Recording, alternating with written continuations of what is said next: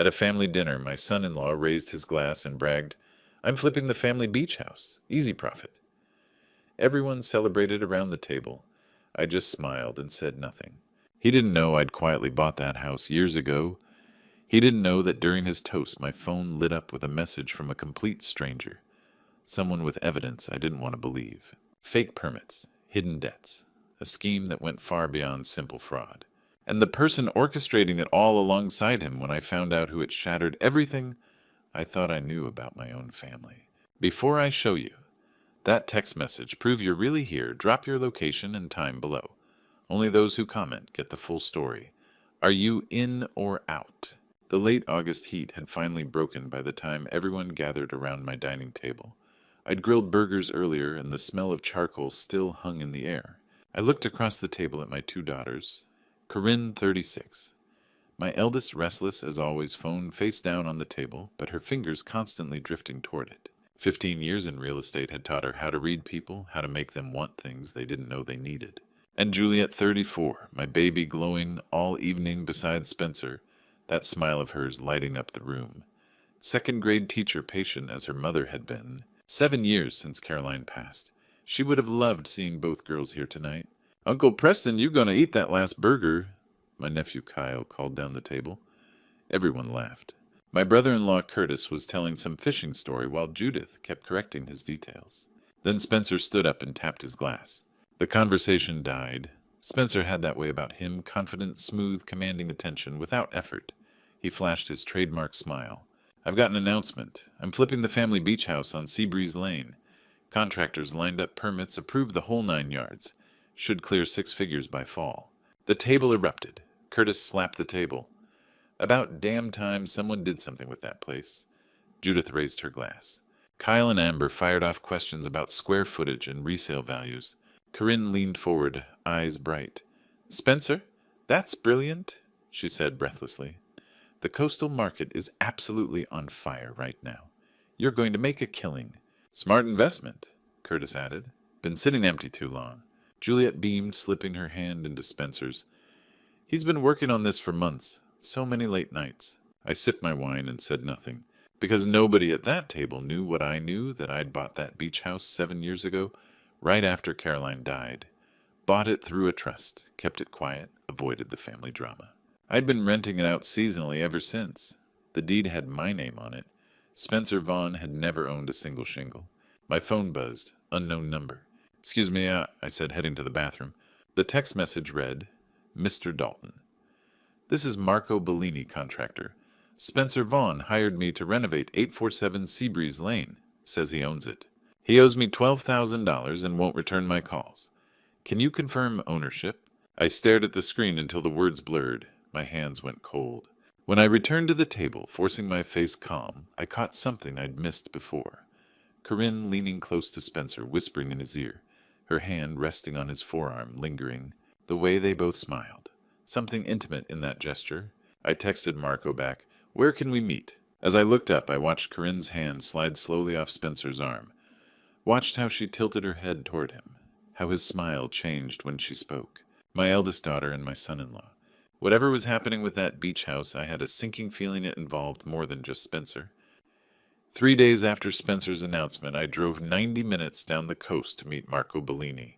I'd spent those days doing what engineers do, verifying licenses, cross-checking county records, preparing for whatever I was about to learn. The coffee shop sat 2 blocks from the beach house. Marco had picked a corner table. When I walked in, he stood mid-40s, solid-build hands that showed a lifetime of work. His handshake was firm, but his eyes were tired. "Mr. Dalton, thanks for meeting me. Just Preston. And thank you for reaching out." He'd brought a folder thick as a phone book, spread it across the table, contracts, permits, photos, invoices, the paper trail of an honest man getting taken. "This is the contract." Marco slid it toward me. "Signed by Spencer Vaughn, owner of 847 Seabreeze Lane." Spencer's signature looked neat and confident, and these are the permits he showed me. Marco tapped another stack. County letterhead official stamps, permit numbers in neat rows. They look legitimate. I've been doing this 20 years. I know what permits should look like. I pulled out my laptop, opened the county database. "Give me those permit numbers." Marco read them off while I typed. Each search came back the same, no results found. These numbers don't exist in the system. They're completely fabricated. Marco's jaw tightened. He forged government documents. I turned the laptop around, showed him the property deed. I bought this house 7 years ago after my wife passed. Spencer Vaughn has never owned it. Jesus. Marco sat back. He told me the family had approved everything. Said someone in real estate was handling the county paperwork. Made it sound completely legitimate. That phrase stopped me. Someone in real estate. Yeah. He kept saying she's got connections at the county and she knows how to handle permits. I assumed he meant his wife. My mind was already working through it, cataloging facts the way I used to catalog structural loads. Juliet taught second graders, but Corinne had spent 15 years in real estate. Corinne knew every inspector in Riverside County. Did he mention a name? No, just kept saying she this and she that. Marco pulled out photos, the beach house bathroom torn apart, the deck half-finished raw lumber scattered everywhere. I'm 3 weeks into this job, Preston. $12,000 in labor and materials, and I've got nothing to show for it. I looked at the photos of my wife's house being taken apart. I'm going to make this right. But I need a few days to investigate. Can you document everything, every text, every email, every receipt? Marco nodded. You think you can recover my money? I'm going to try, but this will probably involve the police. Good, it should. I paid for both coffees and walked out into the coastal morning. In my car, I sat with those forged permits, spread across the passenger seat, staring at Marco's notes. She's got connections at county. Juliet spent her days teaching kids to read, but Corinne had built a career on knowing the right people, knowing what strings to pull. I pulled out my phone and dialed a number I'd hoped I'd never need. Geneva Cross Investigations. Geneva, it's Preston Dalton. We'd worked together years ago on a construction project. She'd been FBI then before going private. I need you to investigate my son-in-law. Silence. Then just the son-in-law. I looked at those permits again. At that single word Marco had used repeatedly, she. No. The words felt like broken glass in my throat. Possibly my daughter, too. 7 days had passed since I'd hired Geneva Cross. Long enough to second-guess my suspicions about Corinne dozens of times. Long enough to hope I was wrong about my own daughter. I sat in my home office late that Wednesday night, staring at the framed photo on my desk, Caroline and me on the deck at Seabreeze Lane, her head on my shoulder, both squinting into California sun. 7 years gone. Some nights I could still hear her laugh. Geneva's call came at 9:15. Preston? Her voice was flat professional, the tone she used when news was bad. I've got what you asked for. You need to sit down. I was already sitting. Tell me. Spencer Vaughn has $65,000 in gambling debt across 4 credit cards and 2 offshore betting accounts. He's been covering minimums for 8 months, but he's drowning. The beach house scheme wasn't opportunistic. It was desperation. I closed my eyes. And Corinne, the pause told me everything. They've been having an affair for 6 months. Hotel receipts, text messages, photos I won't describe over the phone. But Preston, it's worse. Your daughter isn't just involved. She's the architect. My hand tightened on the phone. What do you mean? I accessed their email accounts. There's a thread going back 4 months. Corinne came up with the plan. She has county connections through her real estate work. She taught Spencer how to forge the permits. The whole scheme was her idea. The room tilted. I pressed my palm flat against the desk. There's an email from 4 months ago, Geneva continued. Corinne to Spencer, quote, Dad bought that house 7 years ago through a trust. Nobody knows but me and the estate lawyer. We hire a contractor, start the work, then vanish before Dad notices. By the time he figures it out, we'll have cashed out and disappeared. He won't press charges against his own daughter. I couldn't speak. Spencer replied 2 months ago. He was nervous, said Juliet was getting suspicious every time he came home late. Corinne told him to relax. She said Juliet was naive and would believe anything. Is there more? The most recent email is 3 weeks old. Corinne wrote, Juliet just told me she's pregnant.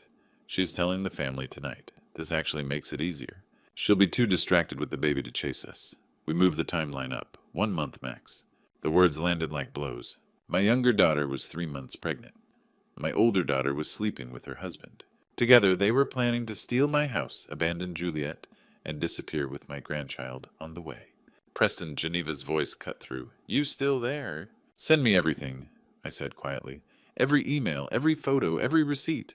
Already in your inbox. I'm guessing you'll want to involve police. I can put you in touch with a detective who specializes in... Not yet. My voice was steadier than I felt. I need to talk to Juliet first. She deserves to hear this from me, not from a cop. Geneva was silent a moment. For what it's worth, I'm sorry. I've been doing this 15 years. This is one of the worst I've seen. After we hung up, I sat in the dark, watching my inbox load.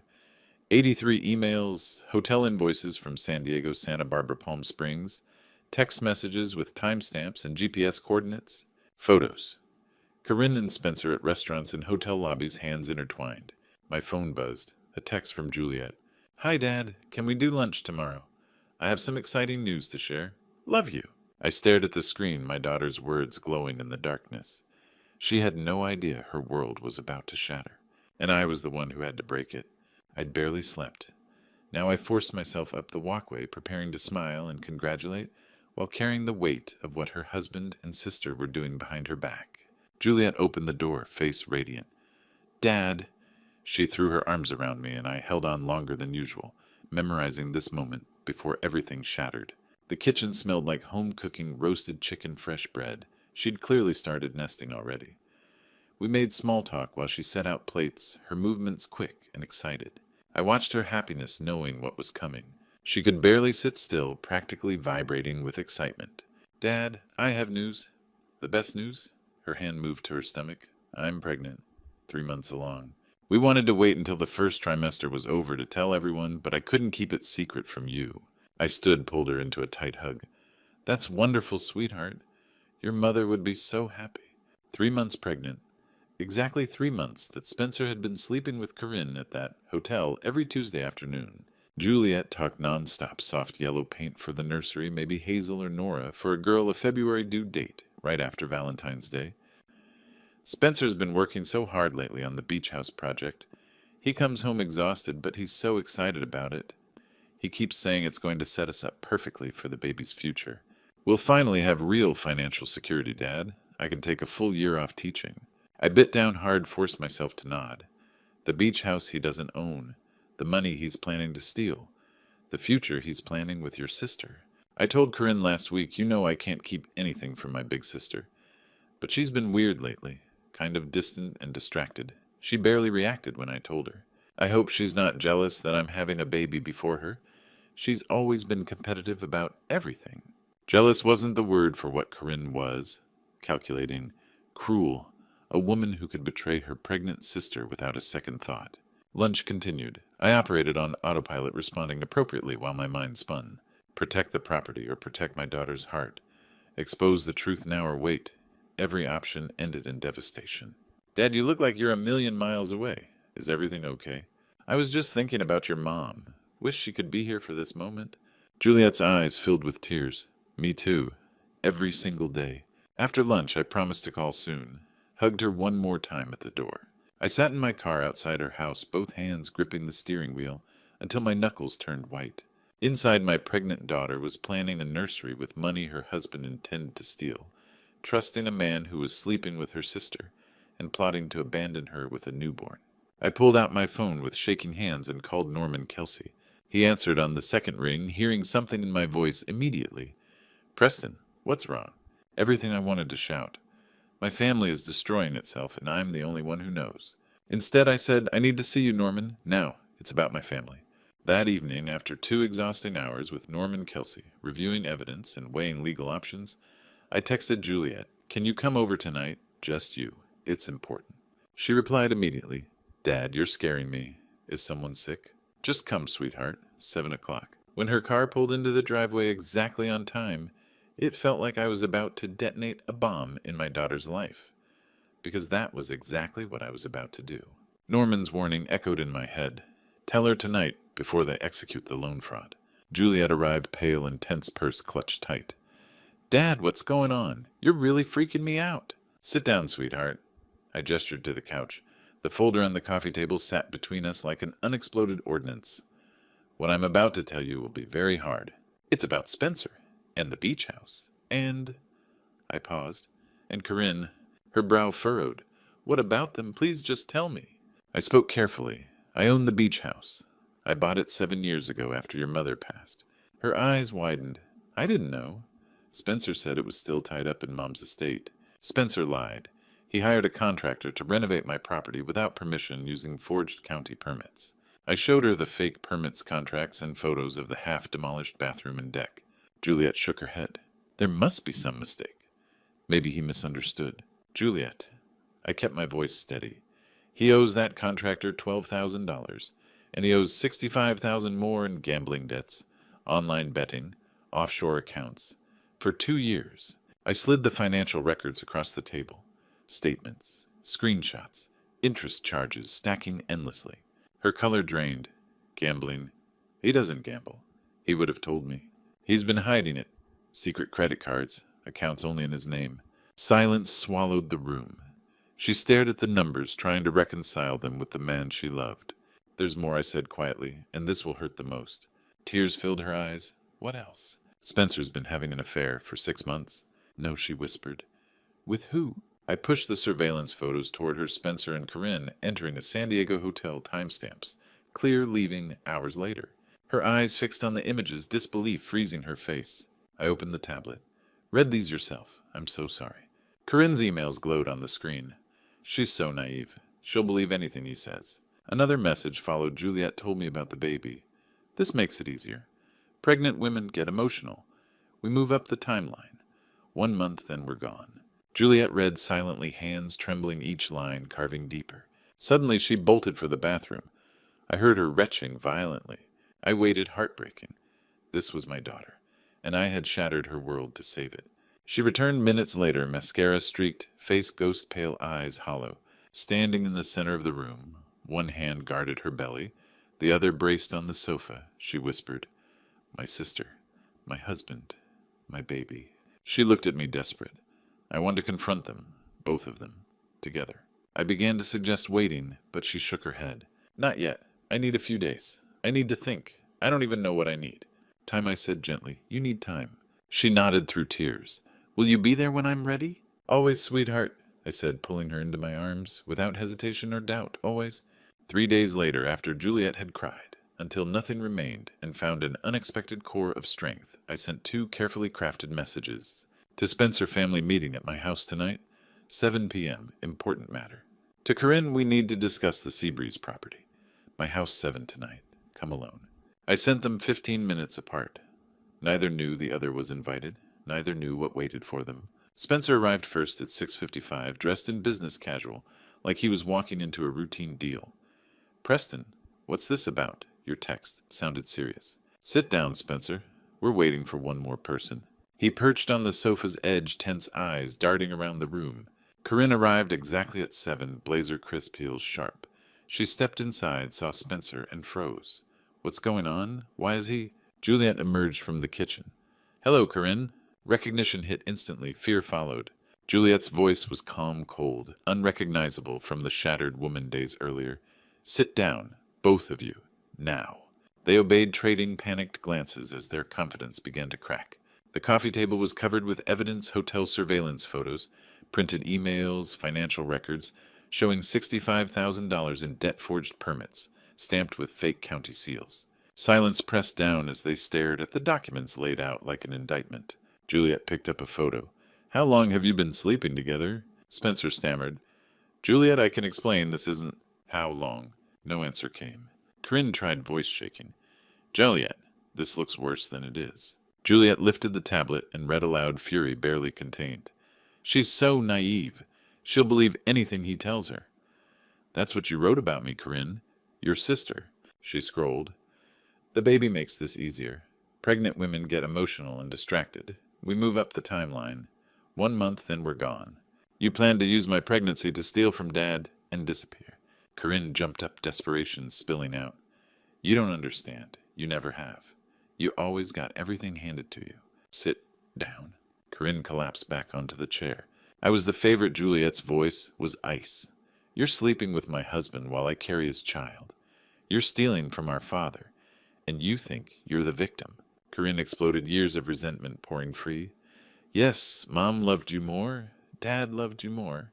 You got the easy life, the job, the marriage, his attention, while I fought for scraps. Stop, I said sharply. That's not true. Your mother and I loved you both equally, always. Corinne turned on me. You bought Mom's beach house and hid it from us. I offered it to everyone in the family. No one wanted the cost or responsibility. I bought it legally paid full value. The estate lawyer has the records. Spencer tried one last deflection. Maybe we can calm down and work out some arrangement. Arrangement! Juliet laughed bitterly. You forged documents. You stole from my father. You betrayed me for 6 months while I was pregnant. She stood, one hand on her belly. Get out. Both of you. Out of my father's house. Now. Juliet, please, Corinne reached out. Get out. They fled like thieves. The door slammed. Outside, Corinne's car tore away Spencer's close behind. Juliet stood trembling, breath-ragged grief and adrenaline colliding. I'm staying here tonight, she said quietly. I can't go back. Ever. Of course, I said, holding her. Tomorrow I would file criminal complaints. Tonight I held the daughter I could still protect. The next morning I walked into the Riverside County Sheriff's Station carrying a folder nearly 3 inches thick. Detective Kimberly Vaughn looked up from her desk as I approached, and whatever she saw on my face told her this was no routine complaint. I want to report multiple felonies, I said. Fraud, forgery, conspiracy to commit grand theft. And 2 of the people involved are my family. Detective Vaughn, early 40s, with 20 years on the force and eyes sharpened by countless betrayals, gestured for me to sit and opened her notebook. I laid out everything. The beach house at 847 Seabreeze Lane, the Forge County permits. Marco Bellini's $12,000 in unpaid contractor fees. Spencer's $65,000 in gambling debt, the 6-month affair with my older daughter, and the emails detailing plans to steal my property and abandon my pregnant younger daughter. She reviewed the evidence carefully for 90 minutes. Finally, she said, Mr. Dalton, this is exceptionally thorough. Clear-cut fraud, conspiracy, forgery. A textbook case. Then she met my eyes. You understand that if we prosecute your daughter could face significant prison time. These are serious felonies. I understand, I replied. But if I don't stop them, they'll do this to someone else. Someone without the means to fight back. She nodded. We'll move quickly. Day 1. Spencer was arrested at his office and charged with fraud, forgery, and conspiracy to commit grand theft over $200,000. Local news covered it. I kept Juliet shielded from cameras and reporters. Day 3. Corinne was arrested at her apartment, charged with conspiracy aiding and abetting fraud, and misuse of professional credentials. The family reaction was explosive. Uncle Curtis called furious. How could you turn in your own daughter? Aunt Judith left a tearful voicemail saying I had destroyed the family. Cousins stopped answering my calls. The family split in 2, those who believed in accountability, and those who believed blood excused everything. I told them all the same thing. I didn't destroy this family. They did when they chose betrayal. Week 1. I met Marco at the beach house and handed him a check for $15,000. The full amount owed plus extra compensation. You don't owe me more, he said. You did honest work under dishonest circumstances, I replied. Finish the renovation properly. Do it right. He did using legitimate permits and inspections. Week 2. Juliet filed for divorce and moved into my house permanently. She was 4 months pregnant now, her belly beginning to show the baby strong and active. Spencer accepted a plea deal, 3 years in minimum security prison, full restitution, and a permanent restraining order. Corinne refused a plea and demanded a trial. Week 3. The trial lasted 2 days. The evidence was overwhelming. Emails read aloud, surveillance photos projected on screens, testimony from the investigator and the contractor, and my deed proving ownership. I testified on the 2nd day. The prosecutor asked, Why are you here, Mr. Dalton? She's my daughter, I said. I love her, but justice has to matter more than blood. The jury deliberated 4 hours. Guilty on all counts. 2 years in state prison followed by probation. Corinne was led away in handcuffs. She never looked at me. 6 months passed like a dream mixed with grief. The beach house renovation was completed solid sunlit, exactly what my wife would have loved. Juliet's pregnancy progressed beautifully. Spencer and Corinne served time in separate prisons. Then one cold February morning before dawn, my phone rang. Dad, Juliet said, it's time. I drove to Riverside Community Hospital through empty streets. 3 hours later, in a room filled with morning light, I held my granddaughter Hazel. For the first time, 6 pounds, 8 ounces. Dark hair, tiny fingers curling around mine. Outside, everything was fractured. Inside that room, holding new life, there was only love. 8 months after Corinne's conviction, 3 months after Hazel's birth, I found myself sitting in the parking lot of the Women's Correctional Facility. My phone screen glowed with photos.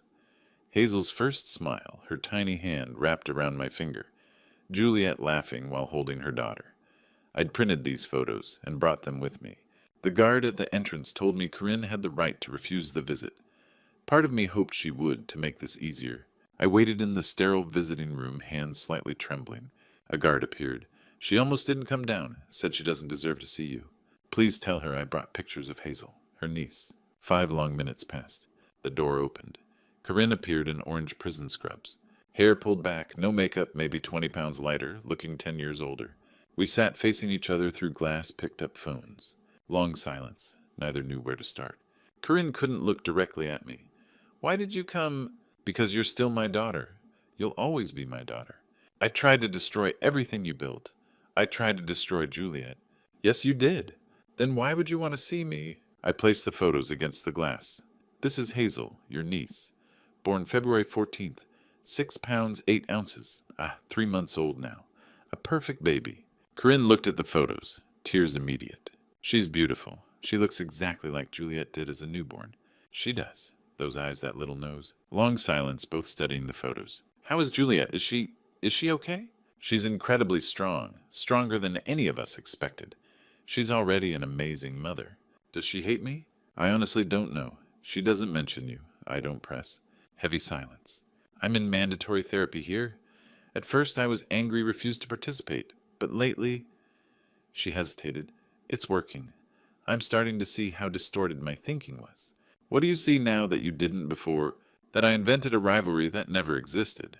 That you and Mom loved us equally, but I needed to believe you didn't to justify my jealousy.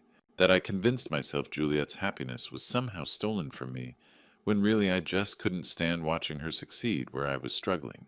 Tears flowing freely now. I turned Spencer against her. I weaponized her pregnancy. I called my own sister naive and stupid because it made me feel superior. I'm a monster. You're not a monster. You made monstrous choices. There's a difference. Is there? Monsters don't feel remorse? You do. Will Juliet ever forgive me? I don't know. That's completely her choice, not mine. Will you forgive me? Someday. Maybe. Ask me again when you're out of here and you've proven through actions that you've actually changed. Corinne nodded. That's more than fair. I stood to leave. Dad, thank you for coming. And thank you for the pictures. Focus on healing yourself, Corinne. Hazel deserves to know her aunt someday, not the woman you were, but the woman you could become. I walked out into cold spring sunshine past razor wire and guard towers back to my car where Hazel's photos still glowed on my phone screen. Some bridges burn so completely they can never be rebuilt. Some bridges can be reconstructed slowly, board by board, nail by nail, if both sides are truly willing to do the work. I didn't know yet which kind this was. But I'd left the door open a crack, not for the daughter Corinne had been, but for the woman she might still become. That was all a father could do. 13 months after Spencer Vaughn stood at my dinner table, raised his glass, and announced he was renovating the family beach house, I stood on the restored deck of that same house, holding my 7-month-old granddaughter, Hazel. The Pacific stretched endlessly before us, steady and eternal. Behind me, Juliet arranged a picnic lunch on the new outdoor table. The house Marco Bellini had carefully rebuilt stood strong and beautiful, not sold, not stolen, but preserved exactly as it was meant to be. Hazel cooed in my arms, staring at the waves with wide, curious eyes. Juliet set down the plates. She's going to love this place someday, Dad. Your mother loved it here, I said. She believed the ocean could heal anything. She made me promise we'd never sell it. I'm glad you kept that promise, Juliet said softly, even when keeping it cost you so much. It didn't cost me everything, I replied. It saved what mattered. We sat together, sharing lunch in comfortable silence. Corinne sent another letter, Juliet said, from prison. Did you read it? Yes. She apologized again, says therapy is helping her understand herself. And what will you do? Nothing. Not now. Maybe someday for Hazel's sake when she's older.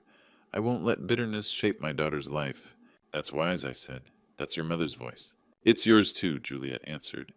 You taught me that protecting family doesn't mean tolerating betrayal. It means knowing the limits. Hazel squeezed my finger, gurgling happily. Juliet watched us. Do you regret it? Turning them in, testifying against your own daughter? I thought carefully. Every day I regret it deeply, and not for a moment do I regret it at all. Both are true. I understand now, she said. We watched Hazel marvel at the ocean. I thought about the path that led here, the discovery, the investigation, the impossible choice, the confrontation, the justice. I thought about Caroline. What would she say? She'd be proud of you, I told Juliet, of the strength you found, of the mother you've become. I couldn't have done it without you, Dad. We sat quietly, 3 generations bound together, healing. I thought of Marco's skilled hands in every beam and board, of the choices that shaped this moment. I bought this house to preserve Caroline's memory, to protect the place she loved most. I fought to save it from thieves, even when one of them was my own child. In the end, I didn't just save a house. I saved the daughter who needed saving. I gave my granddaughter a legacy built on truth, not lies. Some families fracture beyond repair. Others grow stronger through fire. Corinne chose resentment over love. Juliet chose courage over bitterness. And I chose justice over false peace, truth over comforting lies. That's what fathers do when everything is at stake. We protect those who deserve protection. We stand for what's right, even when it means standing against our own blood, even when it breaks our hearts. The house stood solid behind us. Hazel laughed in my arms. Juliet smiled beside me, wounded but whole. The ocean rolled on, infinite and forgiving. Sometimes the quietest victories are the truest ones. Sometimes saving one person means losing another, and sometimes that is the choice a father must make. Looking back on everything that happened, I realized God put me at a crossroads, where every choice would cost me something precious. I lost one daughter to save another. I lost the illusion of a perfect family to preserve what was real and true. And honestly, I'd make the same choice again, even knowing the pain it would bring. If you're facing something similar, family betrayal, fraud, loved ones making terrible choices, don't do what I almost did. Don't stay silent to keep the peace. Don't let blood ties become chains that bind you to injustice. I learned the hard way that protecting family sometimes means protecting them from each other, even when it breaks your heart. Here are the lessons God taught me through this nightmare. First, love without boundaries isn't love, it's enabling. Real love says no when it needs to. Second, justice delayed is justice denied. The longer you wait, the deeper the damage goes. Third, sometimes saving one person means losing another. That's not failure, that's choosing who deserves your protection. These grandpa stories aren't the kind you tell around a campfire. They're grandpa stories about hard choices and harder consequences. Every true story I've shared here cost me tears to live through. But maybe my pain can spare you some of yours. God doesn't waste our suffering. He uses it to light the path for others. Hazel will grow up knowing her grandfather chose truth over comfort, justice over false peace. That's the legacy grandpa stories should carry, not just happy memories, but hard-won wisdom from a true story that tested everything I believed about family. If this true story resonated with you, I'd be honored if you'd share it with someone who needs to hear it. Drop a comment below about your own journey. Sometimes knowing we're not alone makes all the difference. And please subscribe so these lessons can reach others who need them. God bless you all.